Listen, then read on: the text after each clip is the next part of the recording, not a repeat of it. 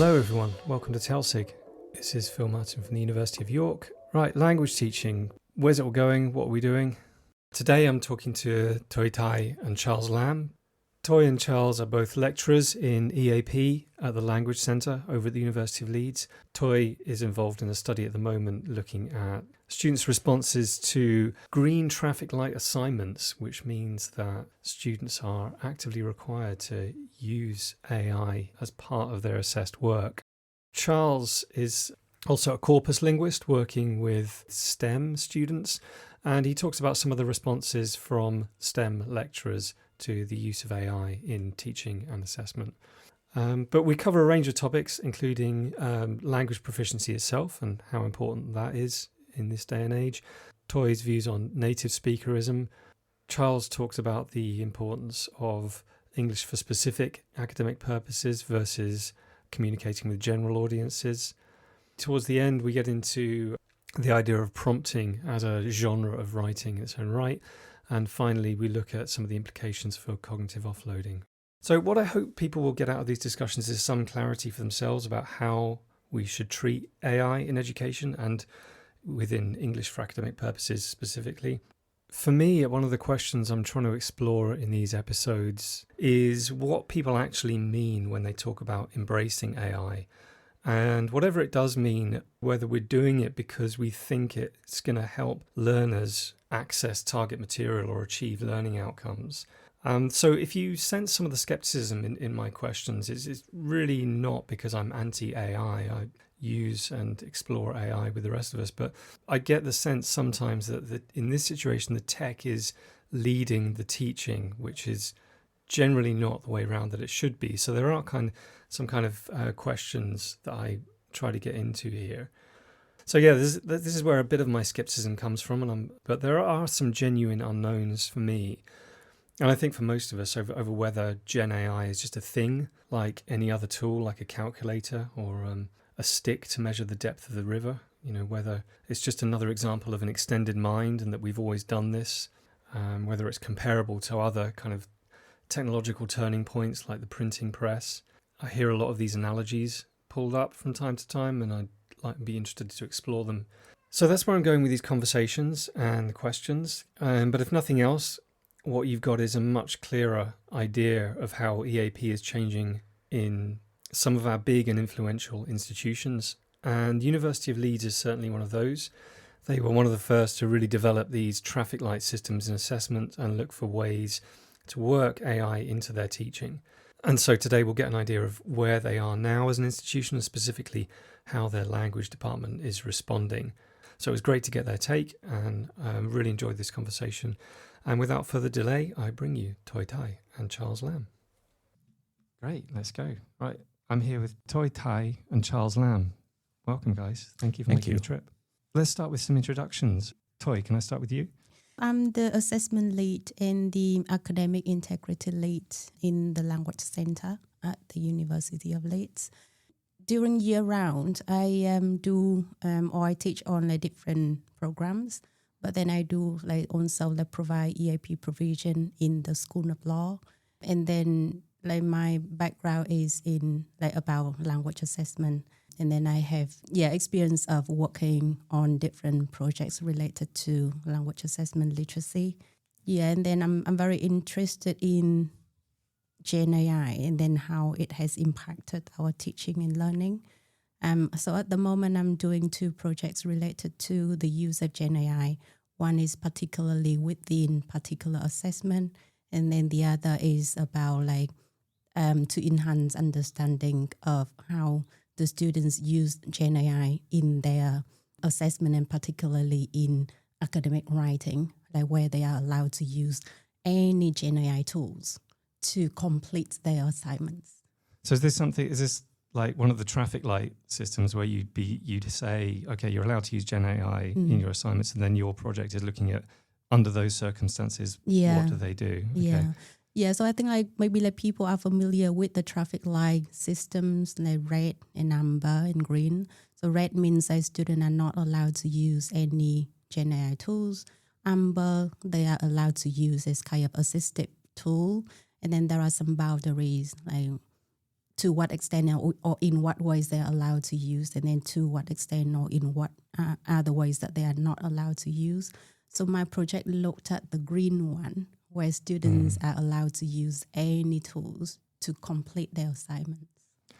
Right, we'll come back to that in a second. Charles? Right. So my background is actually in linguistics. When I did my PhD, I was trained in experimental linguistics and I also did corpus. So because of that, my intersection with EAP, it's mostly how I can use or we can use corpus data to, either help us EAP practitioners to study students' writing or understand how scholars would actually write their research, and we can sort of extract the strategies and moves so that we can teach students how to write. So I'll start with the original question. The top of the list was, are we still language teachers? So people who are involved in EAP, we're increasingly looking at these issues that you both mentioned, and Thuy particularly, around institutions that are using traffic light systems. So we have to start thinking about what's involved in being a green traffic light and every shade in between. So, well, let's start with how you see EAP having changed over the past few years. I posed a question to Paul at the start of the last podcast about, if you time traveled from 20 years ago into a modern EAP classroom, how well prepared would you be? So either take that version of the question or, what changes have you seen in terms of how EAP is delivered and the needs that it needs to be addressing? Yeah, we'll go with 20 years, but pick your time frame. Yeah, I think we have seen lots of changes in terms of, I think, technology advancements in teaching and learning. And then I think for EAP, I think to be honest, my background is in language assessment or ELT in general. But I think my understanding of EAP is it is a field, and then we have tried to promote or to establish it is a field where we have lots of contribution to the teaching and learning of academic literacies, and then helping students to thrive academically in their learning journey at higher educations. So my background and then my experience is I have teaching experience in EMI, where it's another form of, I think, EAP. And then now I have the experience of working on EAP in the UK. So yeah, I think in terms of theories and then in terms of philosophies, we have been trying to show to other fields or other professionals that it is a very well constructed fields, and then we have our own pedagogies and then research informed pedagogies to support our students. So I think that the theories have changed in terms of how we can better our teaching and learning in that specific. In terms of technology, I think recently we have seen, lots of changes in terms of student learning behavior, in terms of teaching with the rise of Gen AI. And then I think EAP is not the only field that has been impacted by that, but then for ELT or language assessments, we have been impacted by Gen AIs as well. Yeah. So you mentioned EMI there as well, and I think just to separate out our acronyms, do you treat EMI as being different in the sense that when I think of EMI, it would be students studying in a language that's not their own, but not necessarily receiving explicit instruction in the target language. So with EAP, we'd really be focusing on explicit theories of language, for example, perhaps rules of grammar, vocabulary acquisition, and kind of teaching techniques that focus on that. But with EMI, the language acquisition would be much more incidental, and they're studying something else in the target language. Is that how you're defining these terms? Yeah, but then I think like within that EMI programs, we also need to support students in terms of how they can achieve the language proficiency required so that they are able to learn another subject in the target language. Okay. Yeah, so I think like part of EMI programs, we have that kind of courses or curriculum to like go hand in hand with EMI, like other subject or disciplines curriculums, so that we can help students to develop the skills that they need. Mm-hmm. Yeah. Okay. So Charles, similar question to you. I mean, it was great talking to you both earlier, hearing that you're scholars of EAP, but you're still rooted in the practice. So you're still very much teaching international students. You're at the coalface. From your point of view, what changes have you seen? And just picking up on a couple of Thuy's points, the way students behave in class, the use of, even from micro level use of devices, interaction, and the work that we're seeing submitted. What's your sense on the changes that have taken place? Right. I would say overall, my understanding is what we do in the classroom or what we do with students have changed a lot. But I think at the end of the day, what we want them to achieve remain quite similar. Things like critical thinking, we want them to be able to organize an essay or reflection, writing piece, and things like that. So I think back to the changes, because of all the technologies we mentioned, I still remember when I was an undergraduate, I think part of the induction week was to visit the library, and you have to actually go to the library and understand where to find books, physical books. Nowadays, I don't think students automatically would know how to do that.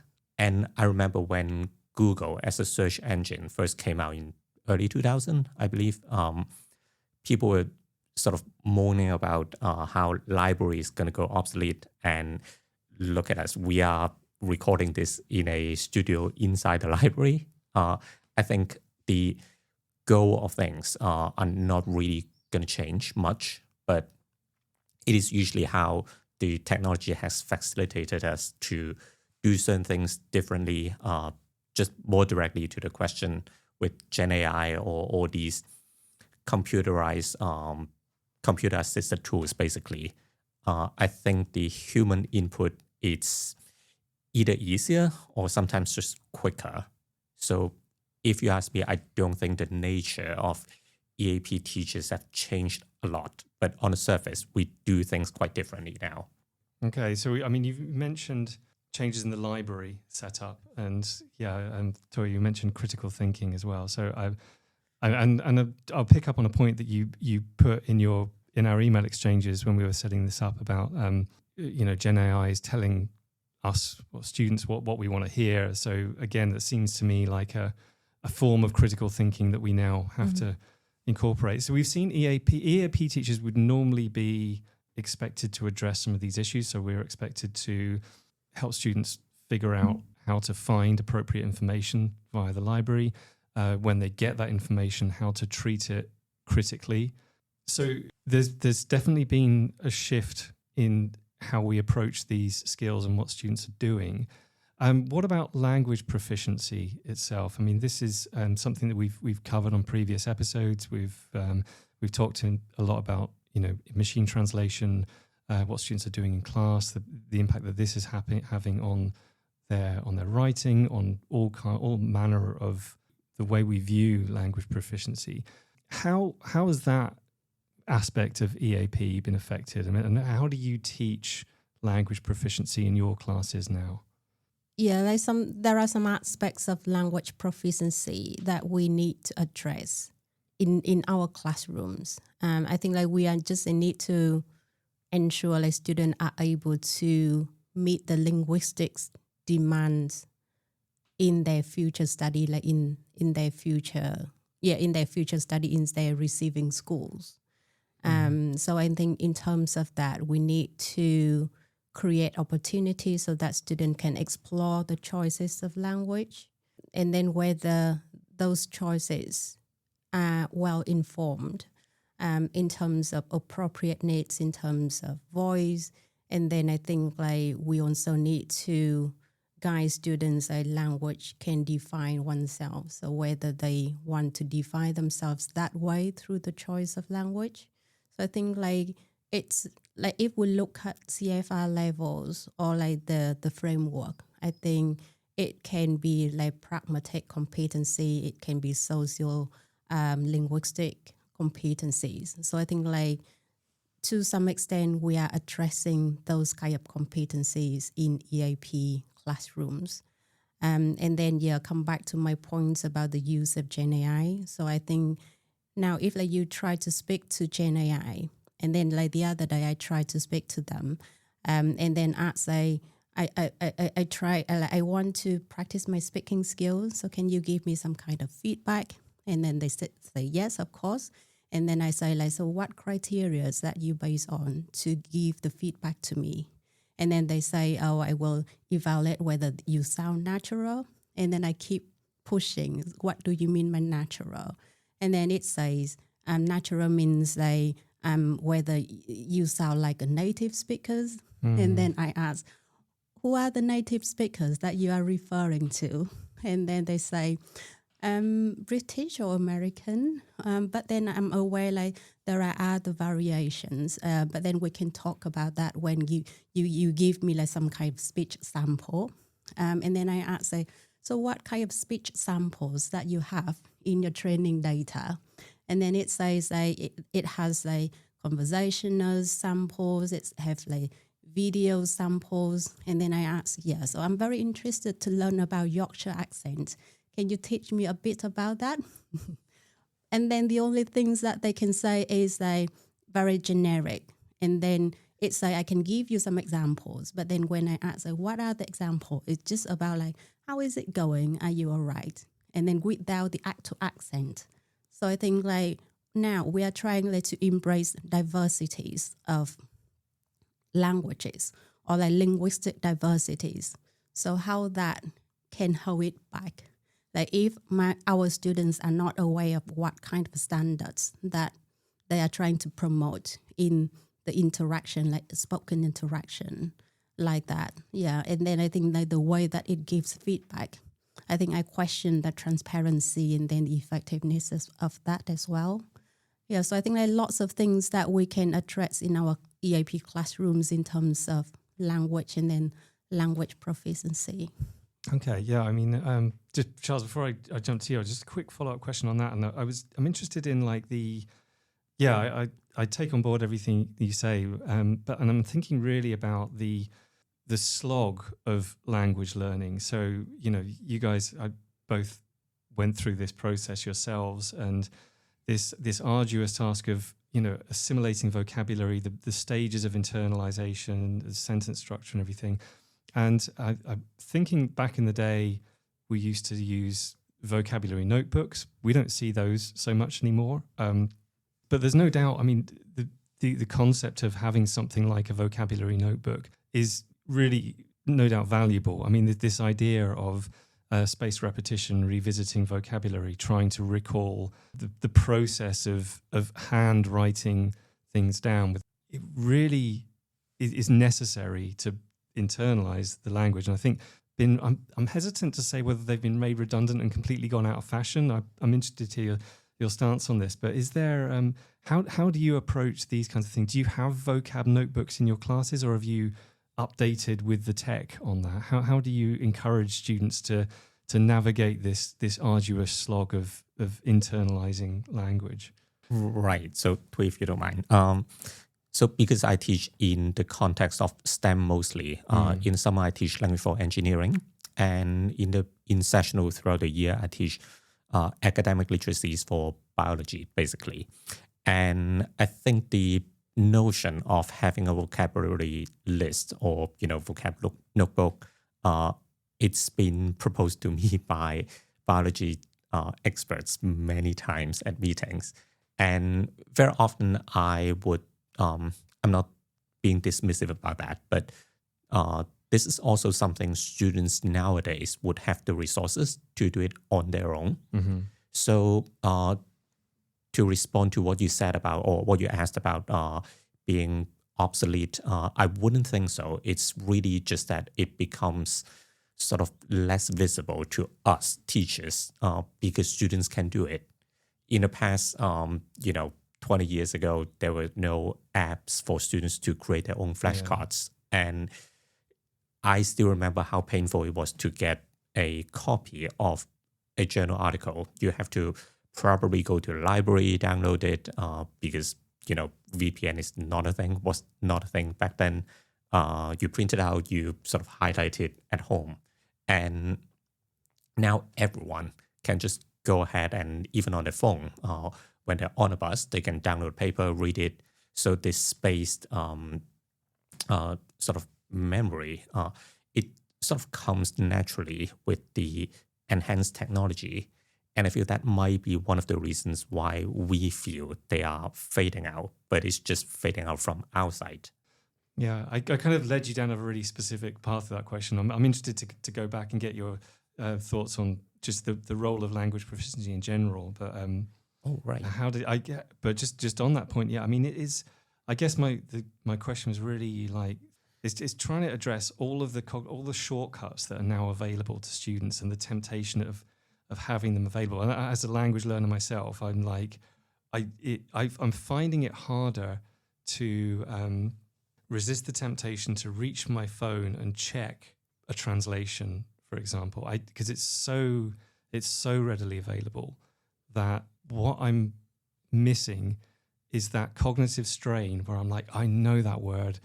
Why can I not just? It's on the tip of my tongue, but and you cut that process off prematurely. Like I do it, and I can see my students doing it. I can, with the prevalence of devices in classrooms, we see them flipping their, even the VLE pages will be translated into their first language.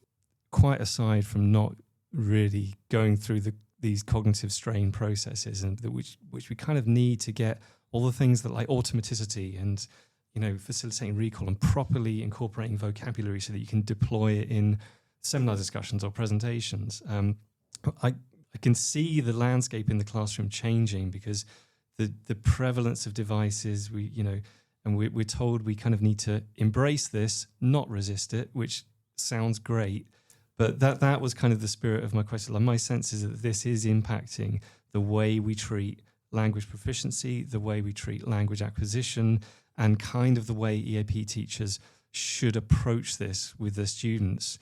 So forgive me, I know that's quite a long-winded question, but it's just to paint you a picture of where I was coming from. But so yeah, back to this issue of like how you treat language proficiency, vocab notebooks aside.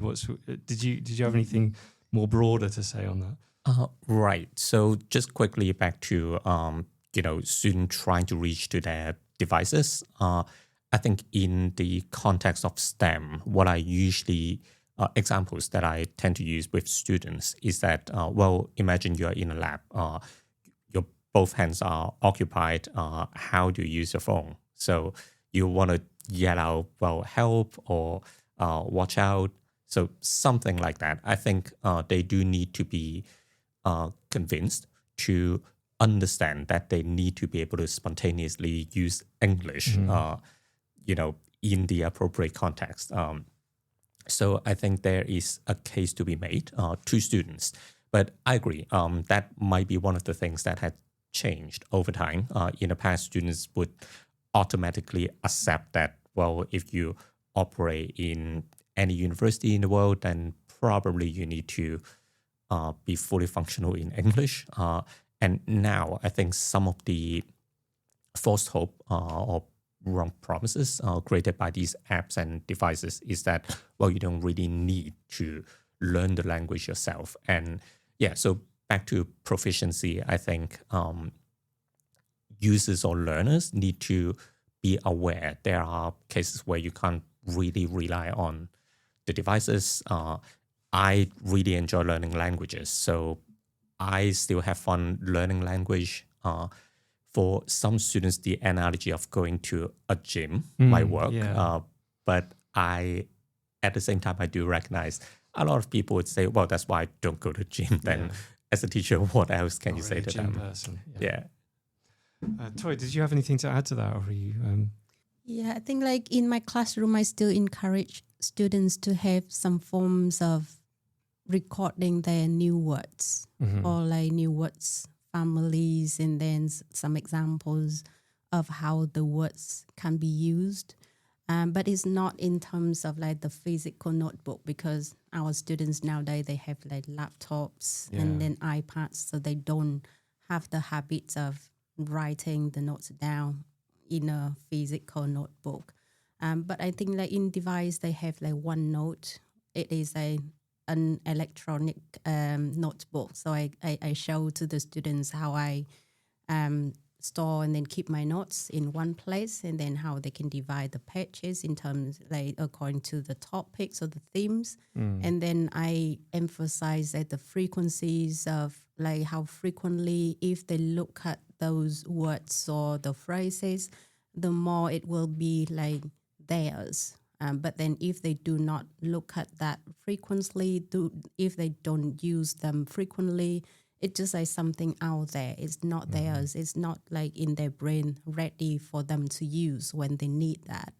And then I think like in terms of, language proficiency, I think students still need to require the fundamentals so that they can critically evaluate language outputs from Gen AI.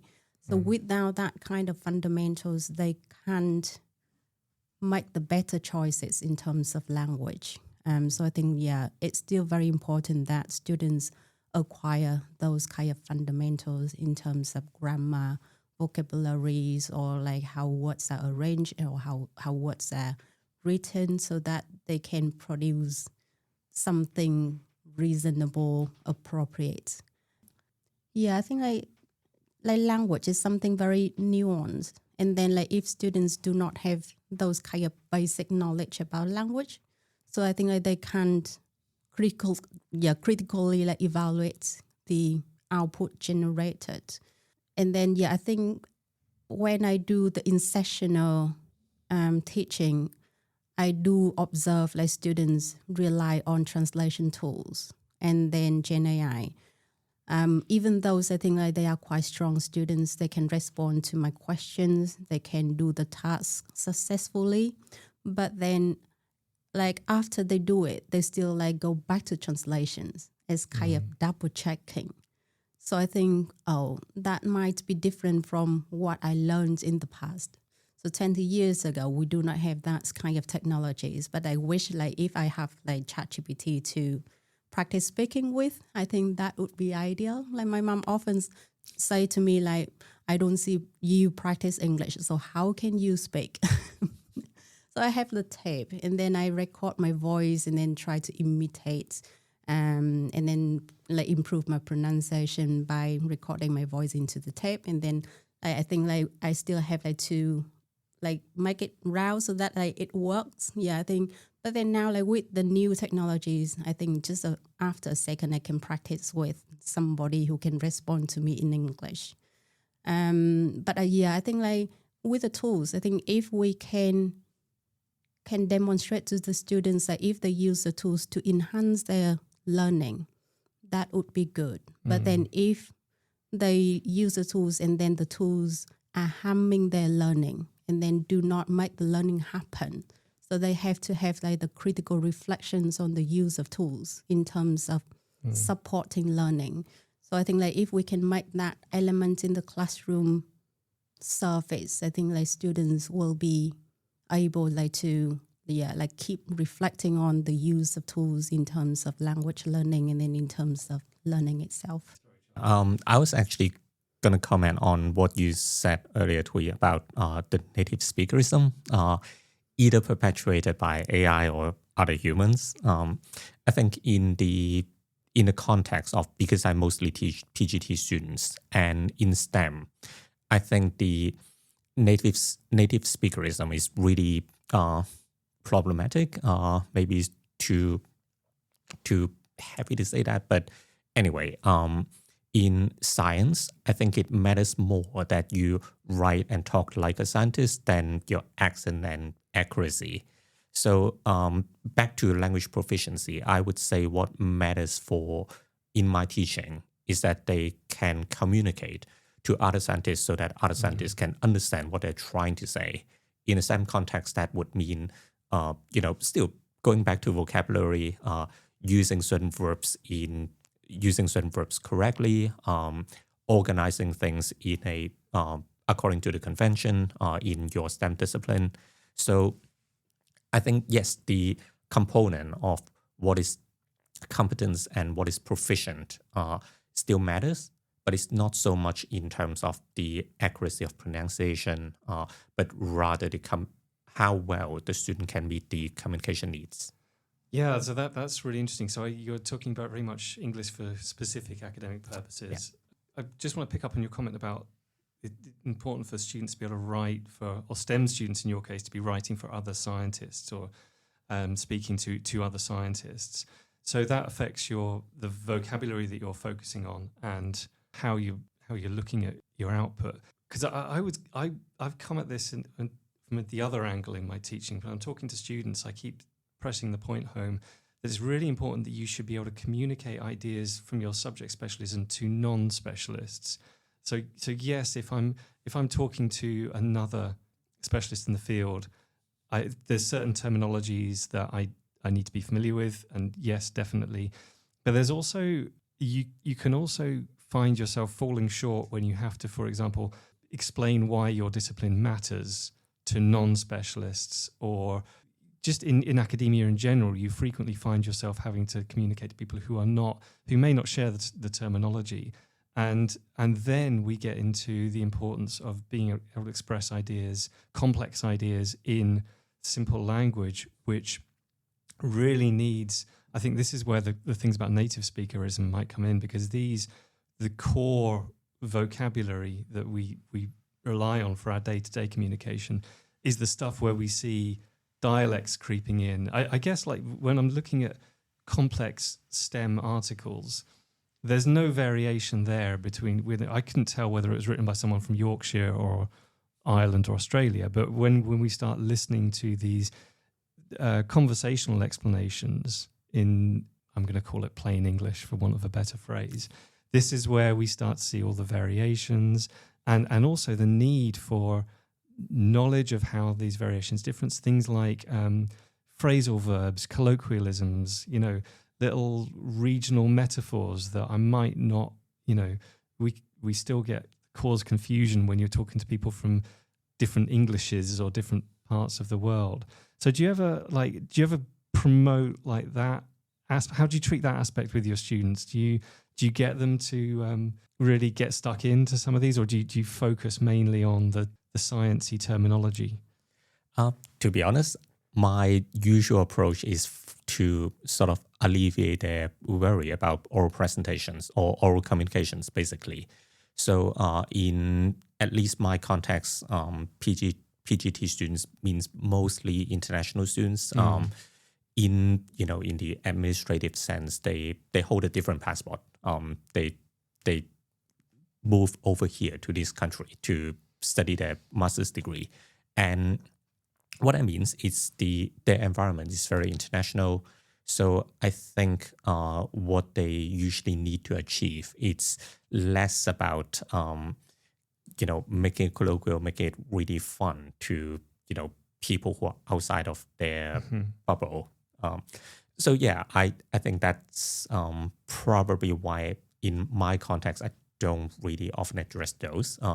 But sort of personal anecdote, because I did my PhD in the US, so in the Midwest, no less. So I think that definitely has affected my English when I first moved over here, or when I was presenting things internationally. People quite quickly recognize, oh, did you study in the US? And yeah, so I think I've been, because I've been in this country for 2-3 years, I think that's sort of faded away a little bit. But yeah, so that's, my personal take and my personal experience with different dialects. Yeah, I think like in terms of my context, like for in-sessional students, so I think like we try to support them in terms of academic writing, but then also like academic speaking or listening. So for example, let's talk about lectures. I think I haven't done this, but then one of my colleagues in the language center, they have the recordings of a lecture, whereas the students say it's quite difficult for them to understand the lectures. So let's look into the lecture, listen to that, and then unpack. So what makes it difficult?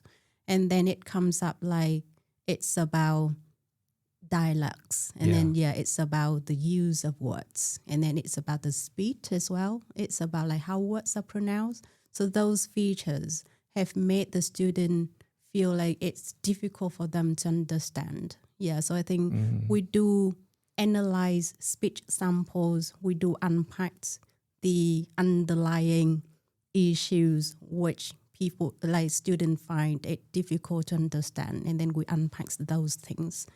So I think that there are room to address the linguistics diversities in EAP.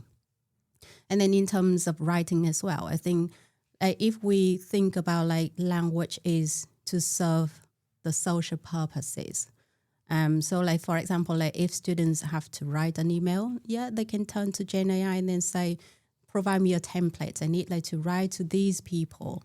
But then again, like they have to evaluate the template to see like whether they can take all of the parts suggested, or like maybe like they need to adapt that, because I think when I prompt it, the templates looks or sounds very American to me. So like whether our students are able to analyze that and then to select the one that they want, and then think about like if they just take it for granted, they use that immediately with their critical evaluation, what would it mean when they send it, and then what kind of consequences it might create if they do not have a critical look before they use that. Yeah, so I think there's lots of things to unpack in terms of language in EAP context. Right. All right, well, it's really encouraging to hear you both talk about language proficiency in such depth. I mean, so it seems like you're very much of the view that yes, language proficiency still is really important. In the time we have left, I wanted to jump across to academic skills, and Thuy, you mentioned academic literacies already and the traffic light system that you're using at Leeds. So I'm interested to hear a little bit more about the study that you're doing with students working on green traffic lights assessments. So yeah, I'll let you introduce that concept in a sec. That'd be great to hear your take on that. Tell us about the study first, and then we'll dive in with some questions. Yeah, I think because starting from EAP teaching, and then with the rise of Gen AI, so my colleague and I are interested to know so how Gen AI has been impacting the way that our students produce academic writing. So I think academic writing is the core thing that I think, is the core thing in EAP. And then I think my view is academic writing is really important because that is how I have learned academically, personally, and professionally. So academic writing to me is not just writing it down and then follow all of the academic conventions, but it is the way that we translate our thinking process into writing and then communicate or constructing knowledge. So I think beyond the writing mechanism, lots of beautiful other ideas behind that writing process. So that's why I think we are interested to know how Gen AI tools have been impacting academic writing from students' perspectives. And then, I think that's why we decided to do a project on that by unpacking how it has been impacting our students in terms of learning behavior, and then what they have used to complete an assignment where they are allowed to use whatever tools that are available to them. We are quite struggling at the moment to recruit participants because it is during the summer. So hopefully next year we can recruit more participants. But then we managed to have one in-depth interview with one student who did that. And then they show me lots of tools. I think I'm quite up to date with the tools. But then after the interview, I was just amazed at how many tools, how variety of tools that are available to our students. So they can have some kind of app where they just put in the words or the meanings, and then it can translate it into English. It provides like particular context that the students are working on, kind of examples and explanations. And then students say like it's really helpful to them because it is a discipline that is new to them, and then that's why like how the app is helping them. And then looking at the chat history, the student prompts in their own language, and then as well as in English, like they prompt, like explain to me these key terms, and then like expanding it, and then like what are the sources that you can suggest. So I think there are lots of things that they are interacting with Gen AI to come to the final products of the written assignments. And then I was trying to like understand, so what part of the assignments were the output from Gen AI? And then I try like to like encourage the students like to explain some key terms that I think it occurs quite frequently in the assignment, to see like how much they understand about the term. Yeah, so I think how to word it kind of, I mean, with that green code in the assessment, they still have a wide range of scores, which is very interesting to know. So like I think it might indicate that even with the available tools that they are allowed to use to achieve the learning outcome successfully, it still requires something else, not the tools. I think it is why I think it is really important for us to know like what tools that our students have been using, and then what they think about the tools. Because I think with that understanding, it will inform our teaching, our learning and assessment. Yeah. So can you just give us an example of an assessment that students might be given? That's because you're talking about your study and what, the conversations you've had with students. Have you got an example to hand of a green traffic light assignment that your students would have to navigate? And what was the subject? What was the overall task? And how are they asked to use Gen AI? Yeah, I think in terms of it, I think because of the ethics. So one of the conditions is we need to anonymize that. So I think if I reveal the topic, it might be, I think other people might be able to identify what subject or what module that I'm talking about. Yeah, but I think it's the essay question with the kind of like asking students to address the complexities of the topic. But it is an essay. And then it's, I think, 3,500 words. Okay. Yeah. And as part of the submission, then Charles, do you deal with this as well? Is this?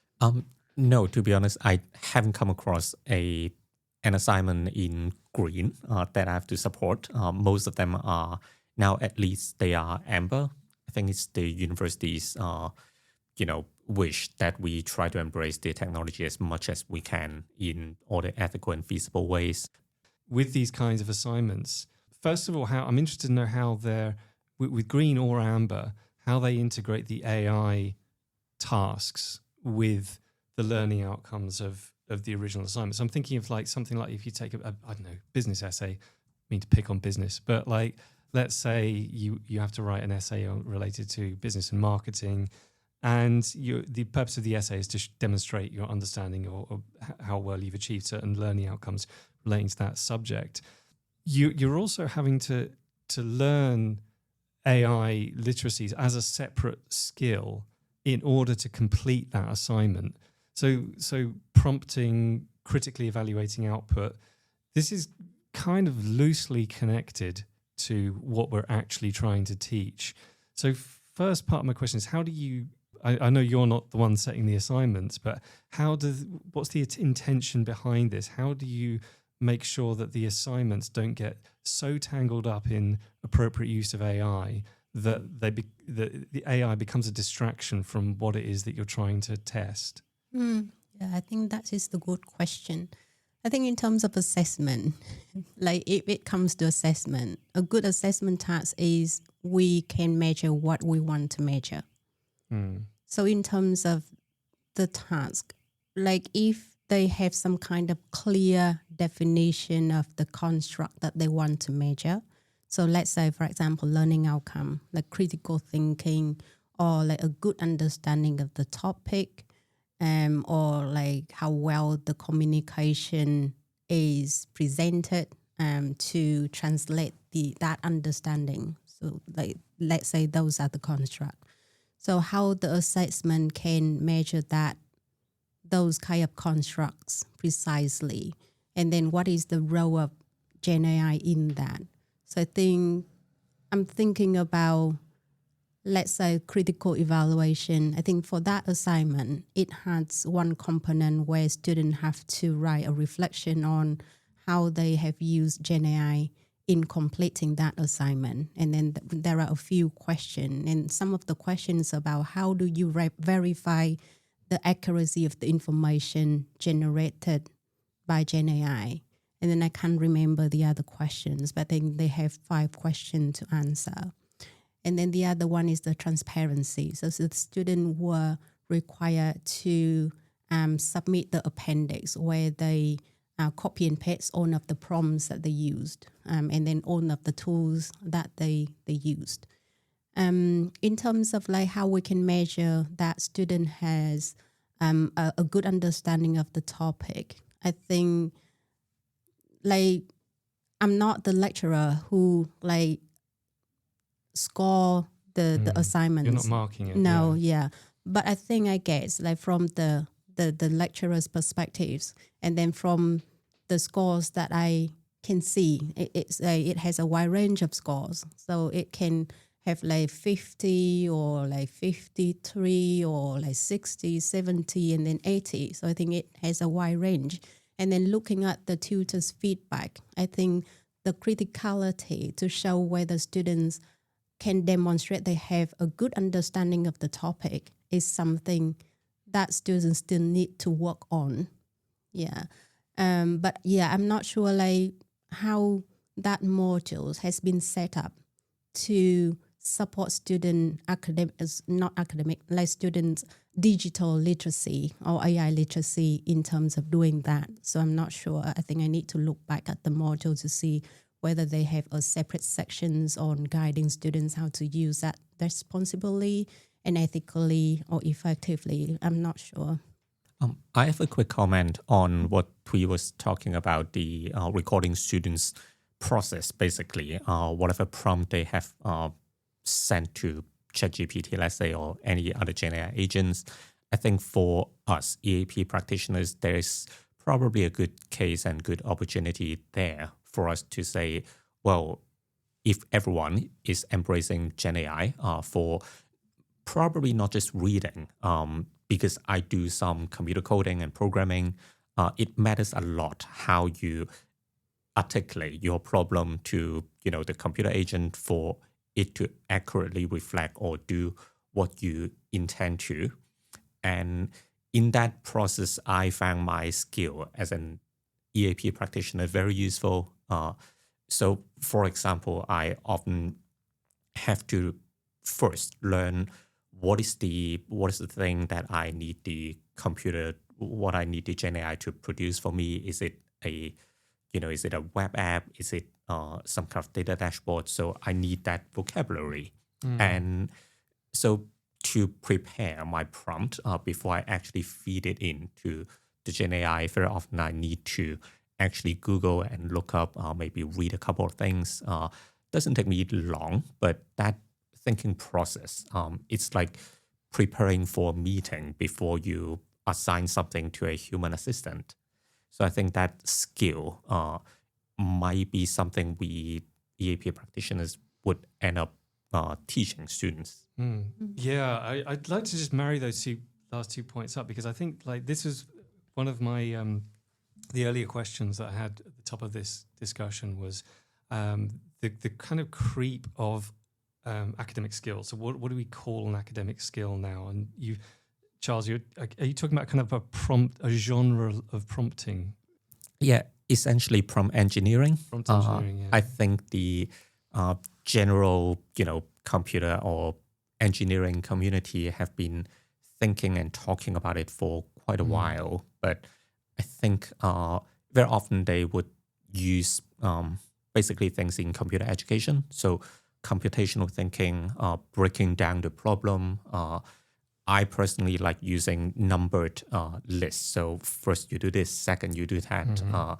And I think those are probably influenced from my EAP or just linguistics training. Yeah. This is how you explain things clear to a person, now to an AI. So EAP lecturers now, like this is for everyone, for all EAP lecturers working with students who are in turn working with assignments which either require or allow some degree of Gen AI input. Are these things that you're both talking about kind of, should these now be part of all EAP teachers' skill sets? So if for example, I really need to be familiar with what does it mean for an assignment to be green traffic lit or amber? What's the difference? What's the difference between using AI to edit versus using AI to brainstorm? How do I pick up on the difference to that? How do I talk to students about that? How do I teach prompting? How do I teach prompting as a genre? Or, should I have some knowledge of prompt engineering myself in order to guide students? I think these kinds of questions are these new academic skills that we should be thinking that have now become or are becoming mandatory for EAP teachers? I don't have the answer to that, but I think my thoughts are, so if we don't do this, who do this? So let's say, for example, like students go to the schools and then they are doing the green one now. And then I haven't looked at the module yet, but then I'm not sure like what capacity in the modules that the academic staff has set up so that students have those kind of skills to perform the assessment. And then in terms of language, so like Gen AI is the large language models. So we have language expertise. And then we can pick up on the limitations of language produced by Gen AI. And then even with the tools that the students are allowed to use, they were not able to achieve the highest grade. So what is missing there? So I think like the way that they engage with the sources, whether they can use Gen AI tools to find the right sources, I think that is something that we need to look at. And then I think for EAP, we need the collaboration between us and then the receiving schools and then the academic departments so that we can like best support our students. So my question is that if we do not talk to our students about the limitations of the use of Gen AI related to language, about language nuances, about language choices, about the engagement of the sources, who do this? Yeah, I really, really agree with what you said. If we don't do it, who has the expertise to do it? And in response to what Phil asked earlier, are these new academic skills? Are there new academic skills that we need to learn? I would argue and push back a little bit by saying, I feel a lot of these skills are not completely new. We need to wrap them slightly differently. We need to package them differently and articulate the context and use better. But for example, coherence, cohesion, we've been doing and talking about that for many decades. And I feel those principles still apply to, let's say, prompt engineering, but also other communications. Also, I feel in the old days where we first had emails, I think people were sort of just using the convention from writing letters to people and sort of repurpose them for emailing each other but then the technology changes a little bit, and then you have instant messaging. The genre is different, and I feel now, after a couple decades of instant messaging, we as a society have gradually developed some etiquettes of instant messaging that never happened, that didn't exist before. Mm-hmm. Yeah, I mean, there's so many avenues we could go down there. I appreciate we're on the hour already, and time flies. But we've not touched on cognitive offloading or anything else. But one of the points or the rationale behind my question and was a conversation I had a few podcasts ago with Danny Liao, and he was talking about some of the critiques of the traffic light system, and one of the points he made was the potential for confusion with students, when you're looking at these assignment briefs. And I appreciate that even there's AI assessment scales now which go even more fine-grained than your red, green and amber. And they really do. I've read a few of them, and if I was told to distinguish between a purple and a turquoise traffic light, for example, I would struggle to know exactly what to do and what was okay and what wasn't.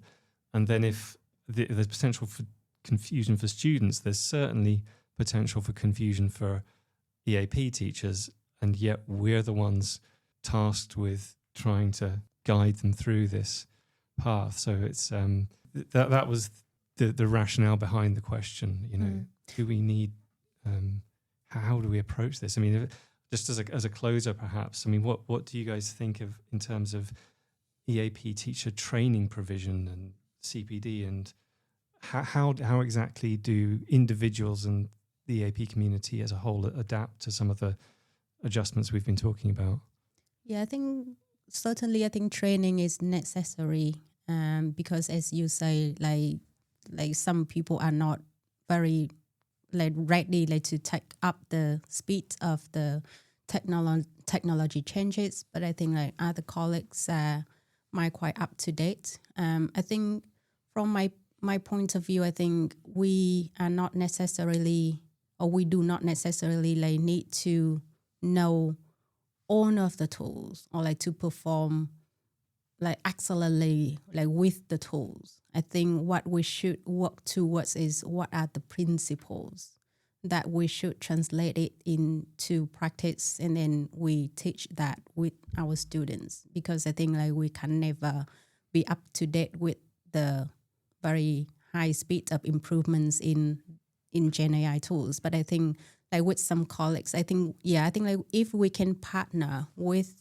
other colleagues from other departments, like digital enhancement team, and then the lecturers who set up the assessment brief, and then us, I think we need a team to work on, and then think about the training needs and demands, and then what can be helpful to our colleagues so that they can get more familiar with the tools. And then let's maybe I think if they feel more comfortable with the tools, and then have some kind of discussions what else would they need so that they would feel more comfortable. Yeah, in general, I feel EAP practitioners and colleagues have a lot of skills that are not necessarily formally recognized. And to be honest, I don't really feel strongly that we need to change that by, having more certificates, asking everyone to have some formal training, get certified for certain particular skills all the time. I think a lot of times, handling students, handling classroom, and those are the skills that comes with practice at the job. And I just feel overall as a culture, we need to recognize that more rather than pushing to formalize these things. But then again, that's just my personal opinion. Well, thank you guys. I mean, I think we have time, so I appreciate we're on the hour. And I would actually be curious about Thuy's view on the cognitive offloading. Cool. Let's do it. Okay. I think maybe you have you have read the recent reports on cognitive depth accumulation by MIT, I think. Yeah. So I think it's not something new that we haven't thought about. It just it provides evidence to confirm what we have been thinking about. So I think that's why it comes back to the point whether our students need language proficiency. So I think, so if they have some kind of fundamentals, they will be able to drive the technology, but not to be driven by the technology. So I think it gives some kind of implications. That report, that evidence gives some kind of implication to our teaching practice. So if we can create some opportunities for the students to do the task by themselves first, and then turn to the Gen AI to see what kind of differences that it can generate. Or I think just allow them to play around with Gen AI. You are only allowed to use Gen AI to do the task. But then after that, reflect on that. What have you learned? What new knowledge that you have gained? So some kind of reflections. So I think the critical reflection is very important at every step of learning. So I think I do agree with the findings of the report. We need to make our students work harder before they turn to Gen AI, but then we cannot stop them from using Gen AI, of course. The tools are there to support them. But then if they need to, if they are able to reflect on whether the tools are harming them or are supporting them, and then how they want to move forward with that. Is there anything new that they have learned, or anything that they haven't learned through that process? Yeah. Yeah. So for just to contextualize, this is the MIT study that's fairly widely distributed already. But I don't know, you guys can probably summarize it better than me, but there was a few key points. Charles, were you familiar with this? Have you read this yet? I am, but Okay. Please go ahead and summarize it. Well, no, I'm not. Don't make me do it.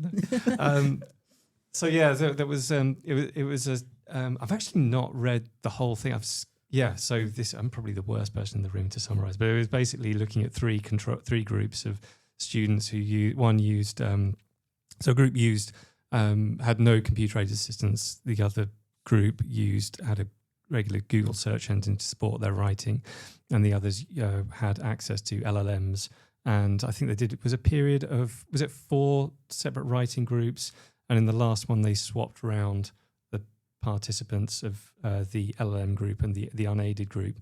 And in summary, a rough headline of the findings were that those who'd used LLMs to support their writing found it a lot more difficult to recall what they'd written when pressed.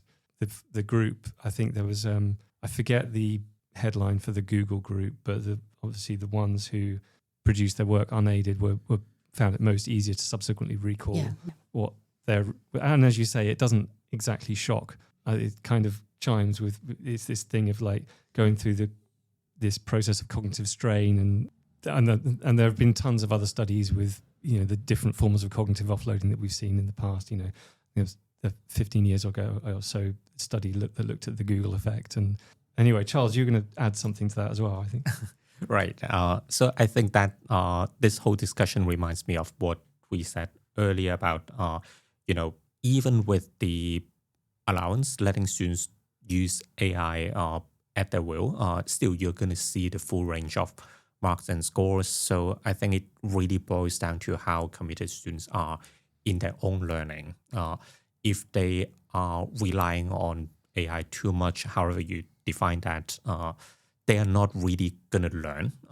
They eventually will find it harder to retrieve and recall what they've written or what they've submitted. So I think this is still the same old problem we have with student motivation and how committed they are. Without AI, you still get students who might be just reading the article right before they have to talk about it, they have to write, and then a week later they are also going to find it difficult to recall or remember exactly what the theory or what the results are. So I think it's it's really a new manifestation of a similar old problem, I would say. Yeah. Yeah, and just to point out, it's a study. Yeah. But yeah, I mean, it's interesting reading. But I think if we are not surprised by the findings that it comes out with, I mean, it does. To me, it raises the question of the use of traffic light systems and assessment scales, because we're like, well, if we know that certain levels of use are harmful to learning and they provide very murky pictures of. So it's difficult for assessment for learning. It's difficult for assessment of learning, because with assessment of learning, we then have to somehow unpick exactly what the students produced versus what the AI has produced, which is, even with screenshots of prompts, even with a reflective piece at the end, that's easier said than done. Why are we pursuing this? I mean, I appreciate the language is embrace AI and very positive language. We feel like we have to get with the program and well, I often hear, the only alternative to embracing AI is burying our heads in the sand and herding everyone back into closed exams. Is there any reason why we're not looking at more supervised assessments where we can more closely assess exactly what's been learned, and there's less of a temptation to use LLMs and AI technologies as a crutch?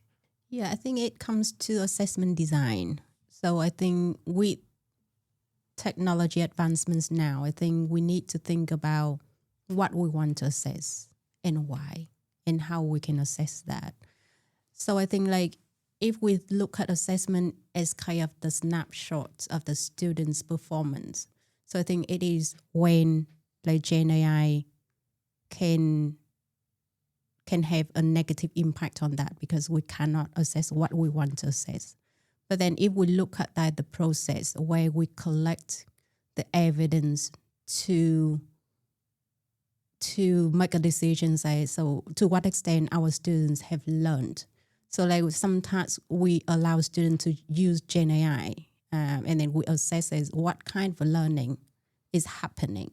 And then some kind of assessments that we can ask students to produce the work by themselves without the aids of the tools. So what we want to assess there. Yeah, so I think it's more about what we want to assess, why, and how we want to make it happen. So I think assessment need to think about the changes now. I think that should be the implication. What we want to assess, why and how. Yeah, I think what you were just saying reminds me of authenticity in either assessment or basically how we teach, what we teach students.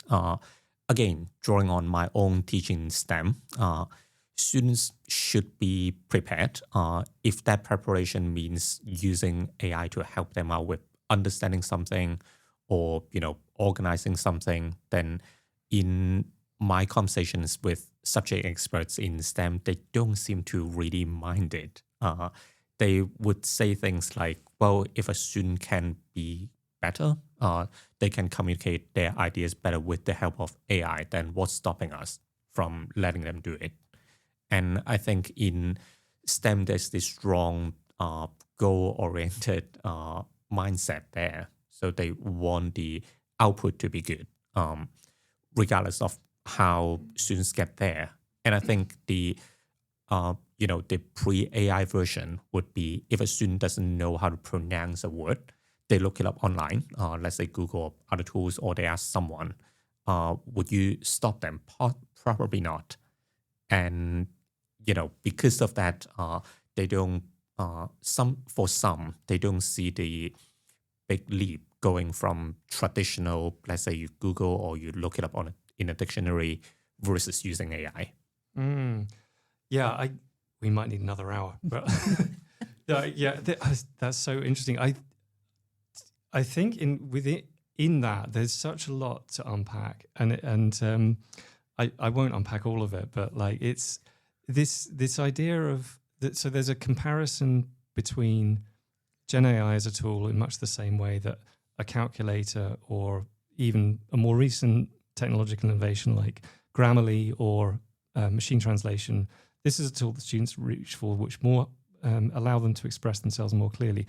I think to me that there's a detachment there with Gen AI, and it's kind of snuck in with if you look at the assessment scales, and they might differentiate between this idea of using AI as a brainstorming partner versus using AI as an editing partner, and all of these stages on their own are fairly benign. You're like, oh sure, why not use it to bounce some ideas off, or generate a few research ideas, or and then do a bit of proofing. But when you put those things together, it's hard. How brainstorming, for example, idea generation. This is a key part of content generation. I think it's really hard to say, the ideas are mine. I just ChatGPT just brainstormed some. Well, then are they really yours?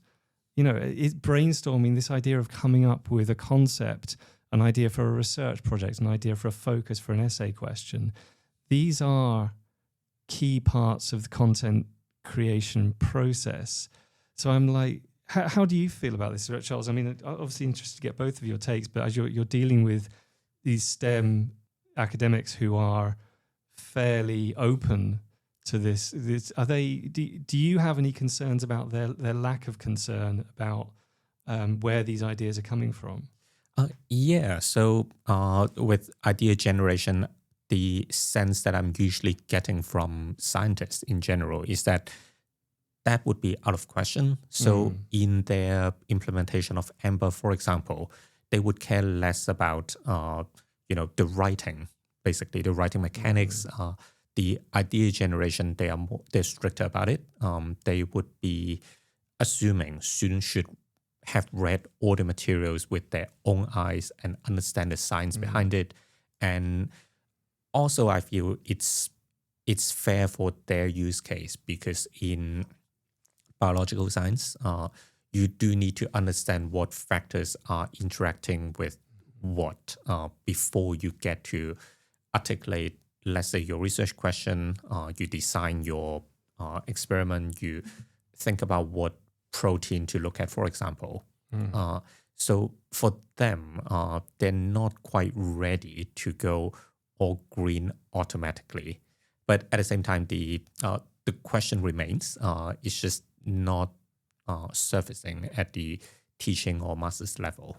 Thuy, is that something that you've seen? Green would be reserved for the more advanced students. Was that kind of the gist of what you're saying? Is well, the subject experts in biology are worried about idea generation. So typically, they would not let students use AI for that. So the ideas have to come from students. Okay, I think that's interesting. Yeah, I think I can get your point or why you asked that question, because I think, the ideas presented in Gen AI outputs, we do not know whose ideas are from, because Gen AI just predicts and then rewords the ideas from the training data that it has. So I think it comes to copyright issues. But I think that is why it is important to talk to our students about that aspect, like the potential of plagiarism from that aspect. But I think, again, like when our students start doing their assignments, they still need to talk to other people. For example, like we are talking or discussing the issues here. So, we can acknowledge the ideas. But then I think if students have that kind of brainstormed ideas from Gen AI, but then they go away and check like whose ideas are from, and then acknowledge that in their assignments.